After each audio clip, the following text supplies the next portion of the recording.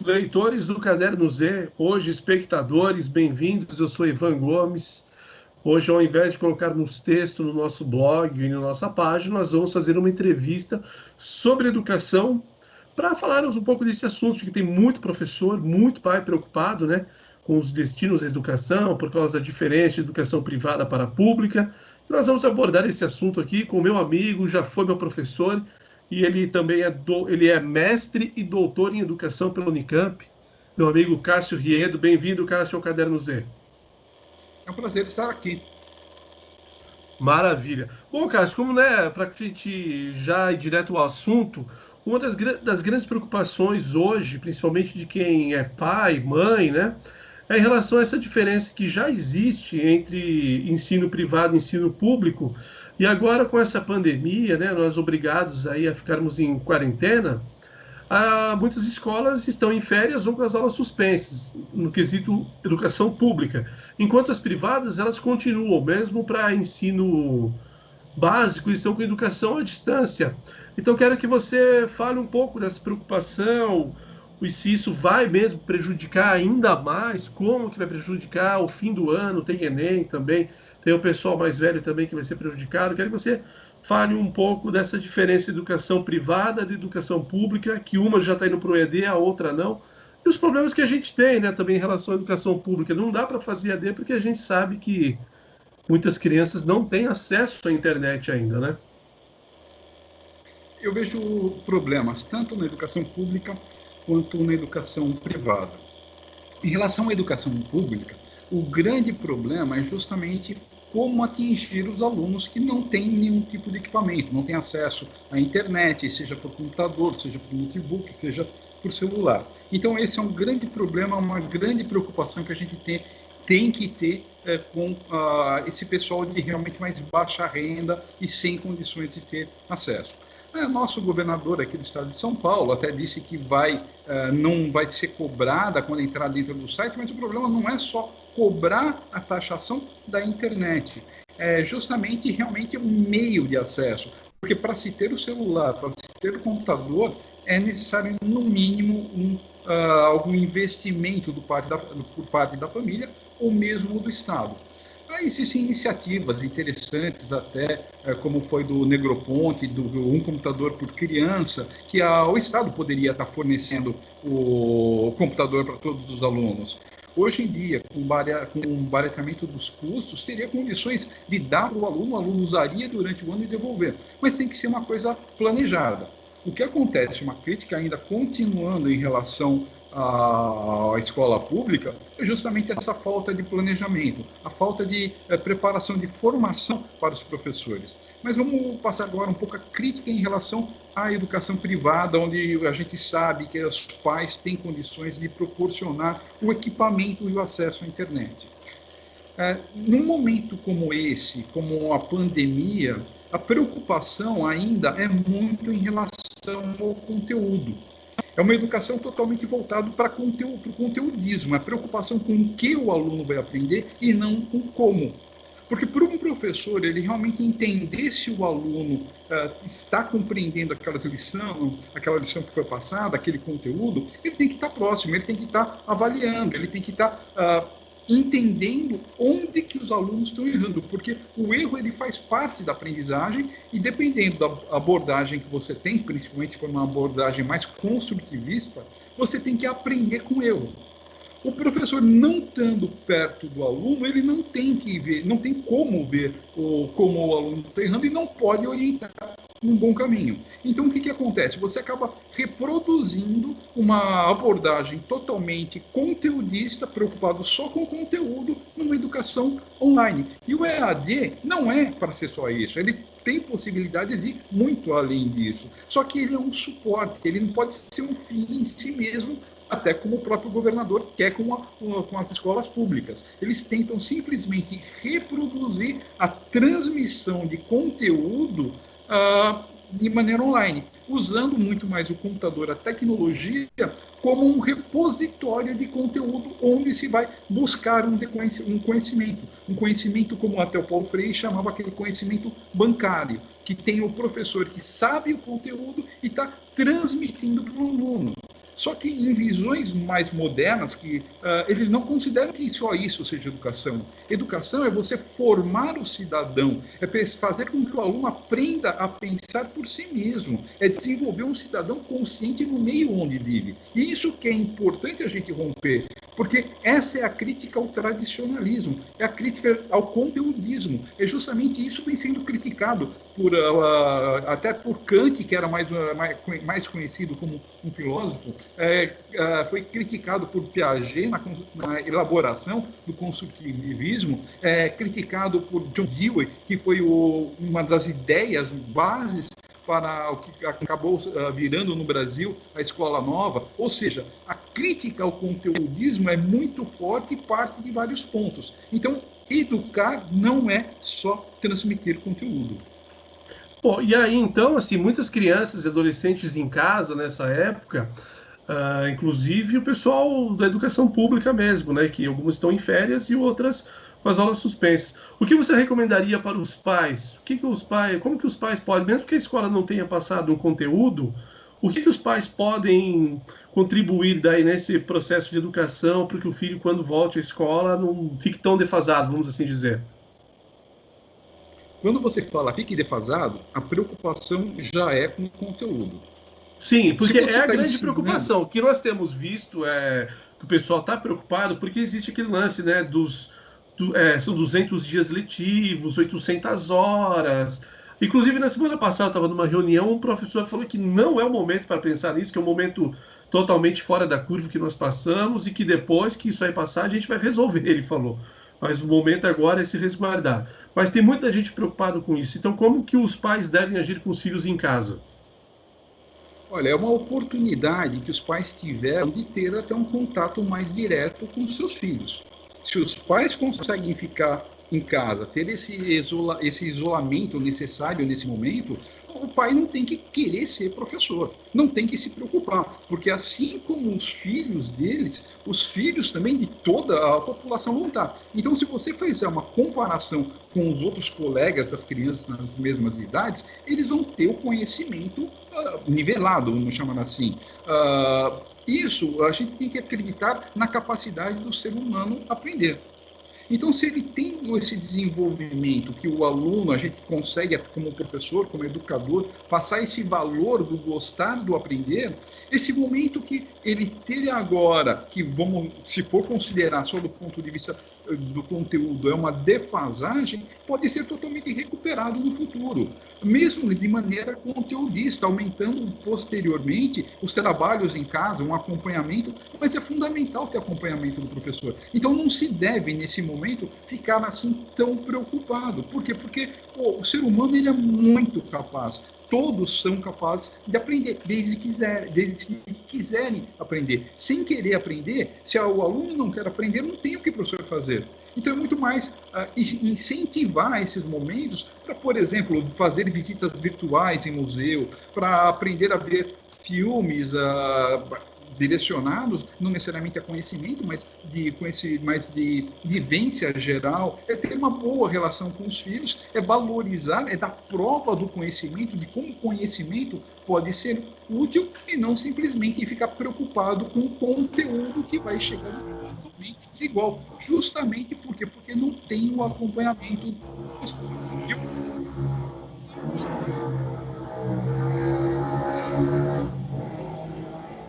Travou, pode continuar. Não, é que teve um barulho aí de fundo, mas tudo bem, aí que eu queria ser. Ou seja, só retomando, o mais importante nesse momento é a relação com os pais, é uma boa relação com o filho, é dar exemplo, é participar, é brincar, é aproveitar esse momento complicado fora na vida cotidiana para reelaborar, para ter um contato mais próximo, para melhorar os laços entre os pais nessa oportunidade que estão tendo de ficar juntos. Porque isso daí é totalmente novo, que aconteceu, é totalmente imprevisto. Essa possibilidade de estar compartilhando esse momento com os filhos. Então, não tem por que se preocupar com o conteúdo se você acaba dando bons exemplos e as crianças passam a gostar de estudar no futuro isso é totalmente recuperado. Ah, legal. Na semana passada, no El País Brasil, saiu uma entrevista com um psicopedagogo italiano, Francesco Tonucci. Eu acho que até passei para você essa entrevista, achei muito interessante, que ele fala que os pais também poderiam aproveitar e ensinar mesmo algumas coisas para os filhos, por exemplo, a cozinhar, a explicar, principalmente química, física. Ele falou, dentro de casa você consegue. Ele falou com coisas simples, com receitas, tal. Como que você vê isso daí, Cássio? Bom, eu fui professor de química. Essa parte de química na cozinha, para você estar aprendendo, é muito importante, porque você contextualiza o conhecimento. Isso é uma das críticas feitas exatamente ao conteudismo, porque você pega um conteúdo formal, teórico, que não tem nenhuma relação com a prática. Então, uma maneira de você estar produzindo um conhecimento mais relacionado com a realidade, um conhecimento que realmente pode ser aplicado no dia a dia, é fundamental. Por exemplo, qual que é a parte da química? Se eu perguntar para muitos pais o que eles lembram que aprenderam em química, o que você, por exemplo, aprendeu e se lembra de química, vai ser muito pouco. Por quê? Porque o pessoal acha que química é estudar tabela periódica. Até na escola onde que você estudou, que eu dei aula, que era uma escola de ensino médio, teve um ano que era ano de Olimpíada, e eu usei essa Olimpíada como tema gerador. Eu estudava abordando dentro da Olimpíada o doping. O doping é fundamental, é química, são substâncias que mudam o comportamento e o rendimento do atleta. A roupa dos atletas se vestirem, a alimentação dos atletas, o material que eram feitos, por exemplo, as toucas, por que tem que pôr uma touca para natação, para você, inclusive, diminuir o atrito, a própria roupa que o nadador, estou usando na natação como um dos exemplos, mas pode ser, por exemplo, um material com salto com vara, com peso, ou seja, você usa como tema gerador. A partir da Olimpíada, você usa para aplicar o conhecimento na prática. Vieram pais reclamar que eu não estava dando aula de química e eu estava enrolando. O diretor, nosso saudoso diretor lá da escola, ele simplesmente me chamou e eu expliquei para os pais o que eu estava fazendo. Aqueles pais que vinham alegar que eu estava enrolando, que eu não estava dando aula de química porque não estava vendo a tabela periódica. Os pais, quando eu expliquei o motivo, como que era visto, como que era abordado, eles saíram da sala do diretor me dando parabéns. Mas isso só foi possível porque o diretor ele era muito aberto, ele sabia o que eu estava fazendo e sabia que não era enrolação. Então, se chega, por exemplo, se não tem aquele apoio de um diretor de pedagógica para realmente você implementar esse conhecimento teórico na prática, vira sem sentido. E você acaba decorando para a prova, pode até passar no vestibular, mas depois esquece. Por quê? Porque não faz sentido, porque não está relacionado com a prática. Então, essa entrevista desse italiano é muito importante para você justamente conseguir aplicar na prática o conhecimento que não deve ser só teórico. Mas eu cheguei a morar alguns anos lá na Itália. E na Itália, eu acho que é até pior do que o Brasil, porque o pessoal lá é muito mais conteudista do que a gente. Mais conservador, você acha, então? Vamos dizer Muito assim? mais. Muito mais. Eu acho que aqui no Brasil, por ser até uma nação nova, com menos cobranças, a gente acaba tendo oportunidades de algumas propostas, como foi naquela época da escola padrão, nesse momento que eu estava dando aula de química e aplicando a Olimpíada como tema gerador, é coisa que, por exemplo, na Itália não existe. A Itália é totalmente conservadora. Quando eu conversava com outros professores, mesmo com os alunos universitários, que a única maneira de avaliar não é através de prova, eles não chegavam a entender, a conceber como seria possível uma escola sem prova. E a pergunta é, prova o quê? Prova no máximo que você memorizou em determinado momento. Mas uma prova não prova que você realmente aprendeu. E por isso que o professor é fundamental. Por isso que um professor ele não pode ser substituído pela tecnologia. E olha que justamente a minha tese de doutorado foi sobre tecnologia educacional. Mas assim, né, falando em tecnologia, em substituição de professor, aí já é um assunto que surgiu principalmente no começo do ano passado, e ele volta à tona agora, que é o lance do homeschooling.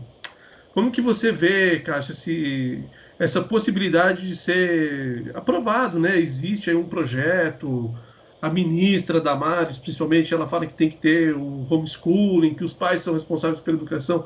Como é que você vê isso daí agora? Eu vejo como um absurdo, mas uma demonstração de ignorância desse governo. Essa demonstração de ignorância começa a partir do ministro da Educação, que não fala coisa com coisa. Ele não é da área de educação, ele não sabe o que faz, ele não tem projeto, não se entende nada. Porque é muito mais importante do que o conhecimento, aquilo que o pai quer passar para os alunos, é a socialização dos alunos. Os alunos saberem a conviver, a respeitar o próprio colega, ter contatos com ideias diferentes. É justamente a diferença da ideia que você consegue desenvolver. A partir da diferença, a partir do erro que se aprende. Não é simplesmente martelando conceitos prontos e acabados que você consegue fazer com que se tenha um bom ensino, uma boa educação. A boa educação é justamente fazer pessoas que pensem por si mesmo. E muitas vezes é isso que o governo não quer. O governo não quer que se pense, que pense por si mesmo, mas prefere pessoas que simplesmente reproduzam, que fiquem repassando aquelas fake news que não estão preocupadas com a realidade. Se as pessoas conseguissem pensar por si mesmo e tivessem uma qualidade um pouco melhor no pensamento, provavelmente a gente não teria tantas fake news. Bom, falando de governo, o Darcy Ribeiro falava que a educação no Brasil ela não é um problema, ela é um projeto, né? É uma coisa que sempre ocorreu, esse problema na educação, hein, Cássio? Como que, a partir dessa crise que nós estamos passando, dos cortes que ocorreram no CNPq, nas bolsas de pesquisa, e agora com essa necessidade de você ter gente que sabe o que vai fazer, como lidar com essa situação, né? Agora já falando num grau superior ali, de mestrado e doutorado, né? Você acha que, depois de tudo isso que a gente está passando, essa crise, pode ser que surja uma luz nessa escuridão da educação no Brasil? Bom, esse governo atual ele nunca teve projeto nenhum. Na educação, em nada. Então não tem como ter uma luz. Na realidade, eles estão pelo contrário, eles estão desmontando o que existe. Teve cortes mais de 600 bolsas na área de pós-graduação. Enquanto atualmente, hoje, a gente ainda é muito considerada no país, no mundo todo, como um país que produz conhecimento, se você simplesmente desmantelar as universidades públicas, você vai acabar com a produção de conhecimento. Porque onde são produzidos conhecimento? Onde se tem pesquisa? Pesquisa se tem em universidades públicas. Se a gente pegar as principais universidades públicas, é o Unicamp, é o USP, são as federais. Se pegando uma lista de produção de conhecimento, as 10 instituições que mais produzem conhecimento, a grande maioria, 90%, vai ser instituições públicas. Qual que é a diferença? Porque o que acontece? O que acaba acontecendo na prática é que são as universidades que elas se apoiam num tripé, que é justamente o ensino, a pesquisa e a extensão. Se você não é universidade, você não tem que ter ensino, pesquisa e extensão. E como pesquisa custa cara e a extensão, por exemplo, formação continuada de professor dada pelas universidades não gera lucro, a pesquisa gera muito mais gastos do que lucro propriamente dito, muitas faculdades privadas elas não querem se transformar em universidade justamente para não bancar a pesquisa. Então, se a gente pega a nível de legislação, o que acontece? Você não tem uma legislação que impõe ao ensino superior, aos institutos, às faculdades, a obrigatoriedade de ter mestres e doutores.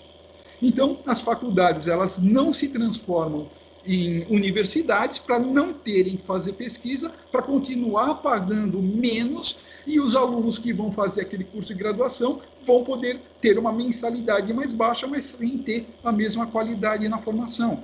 Então, a legislação, ela favorece a que acaba, não digo favorecendo, mas acaba tendo como consequências até das próprias leis, com que as universidades privadas não ensinem pesquisa e, para pagar salários mais baixos, não contratando mestres e doutores, porque não tem um aspecto legal obrigatório que faça isso. Por exemplo, se você fez um mestrado, se você fez um doutorado, é muito difícil você entrar numa universidade privada. Por quê? Porque eles vão ter que pagar mais para quem é mestre, eles vão ter que pagar mais para quem é doutor, porque a formação é uma formação mais longa, de qualidade superior. Mas como não é obrigado, não tem. E como a necessidade é muito pouca, simplesmente aquelas pessoas que conhecem o diretor ou quem faz a organização dos professores, acaba não sobrando vaga. Então, mesmo que a pessoa tenha feito um mestrado, um doutorado nas principais universidades do país, eles não conseguem dar aula, estão fora do mercado das instituições privadas, isso faculdades e institutos. Nas universidades é um pouco diferente, porque aí já é por lei exigido. Mas, por exemplo, eu tive um amigo que fez um mestrado comigo, eu defendi o mestrado em 2004, e ele estava dando aula numa instituição aqui do estado de São Paulo.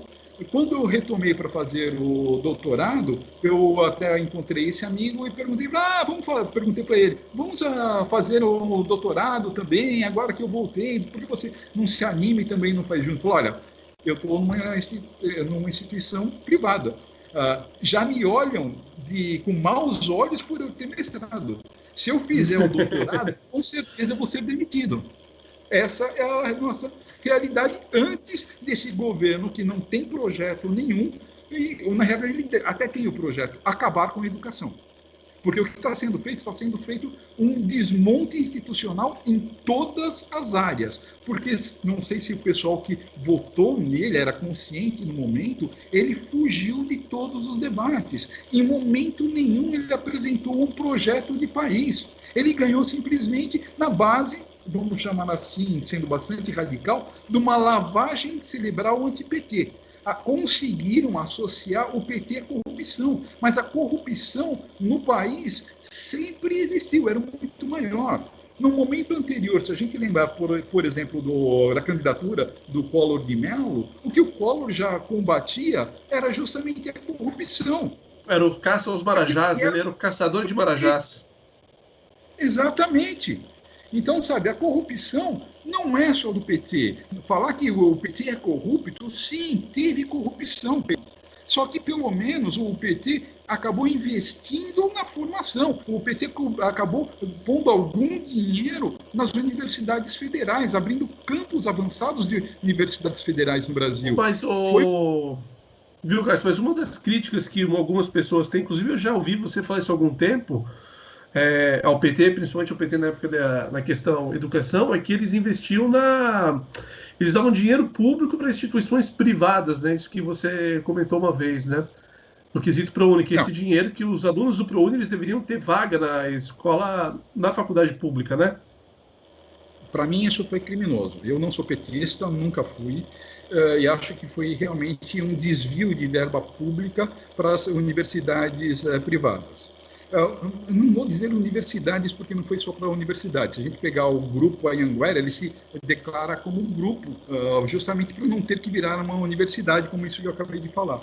Mas o crescimento, principalmente em AD, acabou sendo em consequência dessas verbas que o governo acaba dando através de ProUni. No lugar de investir realmente nas universidades públicas, eles, como não tinham condições, mesmo não só financeiras, mas condições estruturais de colocar esses jovens em idade do ensino superior numa universidade pública, eles acabaram pagando, através de bolsas do ProUni, valores para sustentar o estudo desse aluno nas universidades privadas. Isso gerou um mercado, tanto é que chegou a crescer e muito nessa época a quantidade de universidades, de instituições, melhor falando, instituições privadas. E se a gente for pensar, a irmã do nosso ministro da Economia, do atual ministro da Economia, ela é uma das representantes dessas instituições privadas de ensino. Sim. Ou seja, há todo o interesse em realmente desestruturar a educação em todos os níveis para as pessoas não pensarem por si mesmas, não terem como avaliar o governo. Qualquer tipo de governo, né? Ditadura também é um tipo de governo e a gente corre certo risco de se transformar, de dar um passo em direção à Idade Média, né, e transformar o nosso governo numa ditadura. Mas, né, você falou do EAD, que a gente já está chegando, já está quase estourando o tempo. Você é contra ou a favor do ensino à distância? Eu sou totalmente a favor se bem feito. Eu acho que um grande problema, o EAD recebe muitas críticas, inclusive nas universidades públicas. É totalmente equivocado associar EAD a baixa qualidade. Baixa qualidade tem também no presencial. A grande parte das instituições privadas são de baixíssima qualidade e são presenciais. A gente tem propostas, projetos de EAD, por exemplo, a Universidade Federal de São Carlos, várias universidades que trabalham sério com o EAD, que você pode ter qualidade também muito boas e superior até ao presencial de baixa qualidade. Então, no momento que a universidade pública não reconhece a oportunidade de maneira diferenciada do EAD, ela está realmente abrindo caminho para isso ser utilizado em favor da universidade privada. É um instrumento que poderia ter uma utilização e essa utilização tem que ser diferenciada, tem que ser aproveitada com as próprias características, ela não vai substituir o presencial, mas é válido também se trabalhado com qualidade, de acordo com os próprios mesmo limites e mesmo características. Porque o EAD ele não é simplesmente você pegar o que deu certo do presencial e fazer no EAD. Você tem que mudar, é uma estrutura, é um meio diferente. Então, o EAD bem trabalhado é uma nova oportunidade. Pode atingir pessoas que não têm condições de irem presencialmente numa universidade, porque o nosso país ele é tão grande, sabe? Esses deslocamentos são difíceis. Então, se trabalhado seriamente, o EAD é uma oportunidade. Mas isso não é, muitas vezes, nem visto nas universidades públicas, acabam criticando, tentando associar EAD com baixa qualidade, mas a baixa qualidade é muito mais fruto de fatores econômicos, do não investimento, da falta de seriedade dessas instituições privadas. Pô, legal. E, Cássio, para a gente já, no fim, o ProUni, você acha que ele deve ser adiado, jogado mais para frente, ou deve manter? Essa também é uma questão que já está sendo levantada aí pelo pessoal, principalmente lá o pessoal do Todos pela Educação e outros grupos também já falaram que deveriam adiar, né? Eu acho que deve cancelar. Eu aí sou totalmente Cancelar? radical. Cancelar.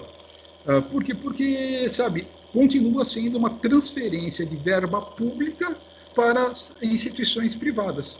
Sabe, você está pagando. E o que tem de desvio aí, de você matricular aluno inexistente, você vê o aluno, o pessoal comenta que você está passando na porta da universidade privada, te laçam, não precisa fazer vestibular, não precisa fazer nada para entrar, basta simplesmente dar o RG, o CPF lá. Então tem muito desvio de verba em cima disso. Porque se você abrir brecha, o ser humano acaba se aproveitando. Então eu acho que deve ser feito um investimento a médio e longo prazo para melhorar a qualidade das universidades federais e a partir daí você ter uma boa formação em todos os níveis, desde o ensino básico, desde o infantil ao fundamental, ao médio, só vai conseguir melhorar com uma boa formação. E essa formação, geralmente, o que a gente vê na prática, ela não vem das instituições privadas, porque elas estão muito mais preocupadas com o lucro, tirando do próprio governo que paga as mensalidades dos alunos, usando recursos públicos para as instituições privadas. Então, eu sou totalmente contra o ProUni. Eu acho que, sim, os jovens precisam estudar, mas precisam ter um estudo de qualidade em universidades sérias, e o que a gente tem de mais sério hoje em dia nas universidades são as universidades públicas. O Cássio, o que você tem a dizer para aqueles pais e mães que falavam que todo professor é um doutrinador?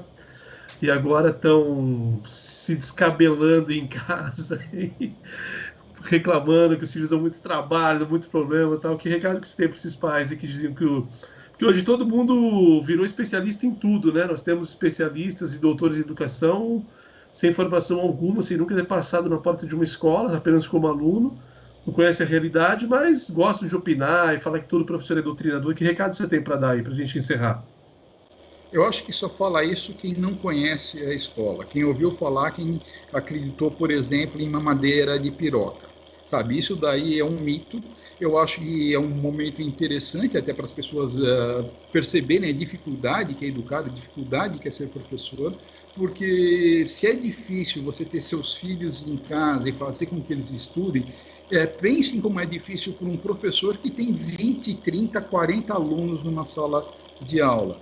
Então é muito difícil. Eu acho que professor é uma profissão que é muito pouco respeitada no Brasil. Os salários de professores comparado com os salários em outros países são salários baixíssimos. Se você comparar o salário do professor com outras profissões, continua sendo um salário baixíssimo. Se você for comparar, por exemplo, a classe social que acaba indo para a formação em pedagogia, que é quem formam os professores, geralmente são as classes mais baixas, enquanto as classes mais altas acabam indo para cursos de medicina e economia. Então, existe uma muito baixa valorização do professor. E mais uma vez, com essa facilidade de acesso que a gente tem à informação, sem estar validando realmente se é correto, se realmente tem sentido o que está sendo exposto, não. Se é só através de fake news, não sabe nem como avaliar, então fica realmente muito difícil. É justamente essa formação, é um processo de longo prazo. Não adianta a gente querer, não vem vir um salvador, um mito que estrale um dedo e vai conseguir mudar a situação. Precisa ter um projeto, e é o que o governo não tem. O projeto dele, pelo contrário, é justamente desfazer o que já existe. Hoje em dia a gente tem ainda universidades que são muito bem avaliadas lá fora, no mundo todo, e hoje em dia a gente passa por um processo, inclusive, de sucateamento do que a gente tem de qualidade aqui. Pô, legal. Cássio, muito obrigado, valeu. Eu deixo espaço para uma consideração final, se quiser fazer algum comentário aí que não foi perguntado, fique à vontade. Eu acho importante falar para os pais, para aproveitarem esse momento, para mudar a relação que eles têm com os filhos e com a escola. Sabe, se puderem, realmente vejam como as crianças elas querem aprender. Não adianta impor simplesmente o conhecimento pelo conhecimento, elas têm que gostar de aprender. A gente só vai melhorar em país quando todos conseguirem atingir um certo mínimo. Eu, por exemplo, me considero um democrata. De todos os sistemas políticos, o que é mais socialmente injusto é a democracia. Só que a gente só consegue ter democracia com pessoas que sejam cidadãos. E ser cidadão é justamente ter capacidade de escolher bons políticos. O político, mesmo que seja representativo, é a cidadania. A política ela está presente em toda a nossa vida. Então a gente tem que repensar essa política, porque um grande problema do país é justamente essa política representativa que realmente precisa ser mudada, mas a gente precisa estar preocupados com a formação do cidadão, uma pessoa que realmente goste de pensar, saiba pensar com validade, saber que realmente se tem sentido aquilo que está falando e não simplesmente reproduzindo. Então é isso, é justamente desenvolver a democracia que não tem nada a ver com o esquerdismo, não tem nada a ver, é se preocupar com uma justiça social, para produzir um Estado mais justo para todos. Isso é democracia. E isso não é a preocupação com o social, não é de maneira nenhuma uma doutrinação. Beleza. Cássio, obrigado. Valeu. É isso aí, valeu. Se precisar, estamos por aqui. Obrigado.